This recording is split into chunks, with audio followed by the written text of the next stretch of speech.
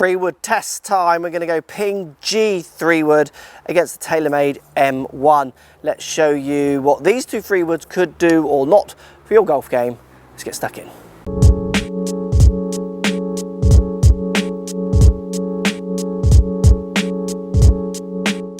So what we're getting, we're getting the Ping G 3-wood. We're getting changeable neck. You can move the loft around a few degrees where you're going to move it a lot more with the changeable neck in M1.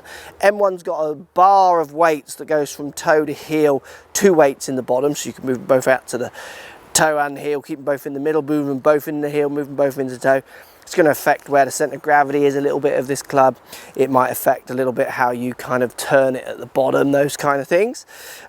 G Series has turbulators on top, where M1 is multi-material. You've got the graphite-y looking top with the white front bar to the black face. Both of them look very good, but certainly M1 looks pretty stunning in its white and black. Now, down by the ball, the G Series presents a little bigger.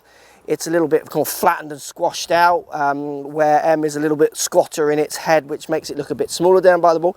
And I do love the way G is kind of more extended down at the front here. It sits really neat down by the ball with the front part of the club. And if you imagine hitting from the deck, it does actually look like I could really get that ball out of more lies than I think I could in feeling just by looking than with M1.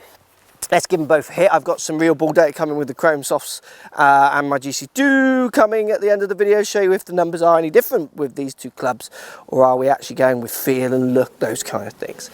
So M1, lots of changeability. It definitely looks a little smaller head, which I think will appeal to some. Let's give it a hit. Makes a nice sound off the face, hit that pretty good. Does feel very nice. It feels pretty friendly. I like slightly bigger 3-woods than this. Not a fan so much. I have used smaller headed ones as well in the past, but at the moment certainly enjoying a slightly bigger 3-wood. So I look down at this one and do feel a little bit more anxious with it. It does make a lovely sound. It does feel very, very nice as you strike it.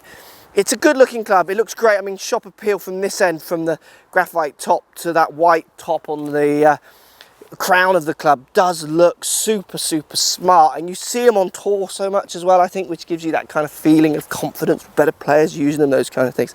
Not that you don't see G on tour as well. It's just because it's the black all over, where that's such a distinct colourway, you notice it straight away, where with this one it could be one of many clubs. So turbulators on top, frame the ball up pretty good. I don't think they're particularly going to add masses of speeds to your average Joe. I do prefer the way this sits by the ball. Slightly bigger presenting. I love the way that front line really sits up to the ball and hugs the ground. Similar flight. Very interested, is there any difference in the numbers on these two clubs, because they do feel very similar in their flights. For me, it's going to be shape, which will definitely pick me towards the Ping G, and the way that leading edge sits, that face presents down by the ball as well, just feels that little nicer. Feels like I could do more shots of it, draw it higher, lower, hit it from different lies. That one feels a little bit, the TaylorMade feels, has to be sat almost perfectly. Hit that one nicely. Again, when I hit them out in the middle, very hard to feel any difference. Let's see if the numbers are showing any massive difference in these two. So if we look at the numbers, I've actually written M2 on the top here, but it's the M1 that was tested. 224, 224, exactly the same carry on both clubs. Both launching at, well, one G Series 11.4, Ping at M1 at 12.2. Spinning very similar, 3.5 with M1, 3.8 with the G, so not much in the spin there. My strike's going to override most of that. And peaking height both at 31, as I felt. Very, very similar on those two 3-woods. For me, the thing that's going to do it is just the way I prefer the Ping sitting down by the ball, that leading edge hugging the ground.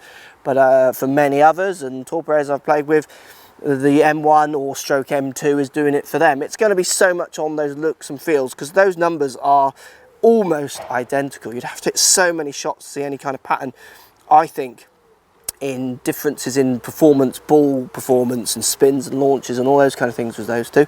Which one would you prefer? Post comments down below. Let me know which one you like the look of, which one you've tried, which one you'd use, which one you'd buy. I'd love to hear. Speak to you soon.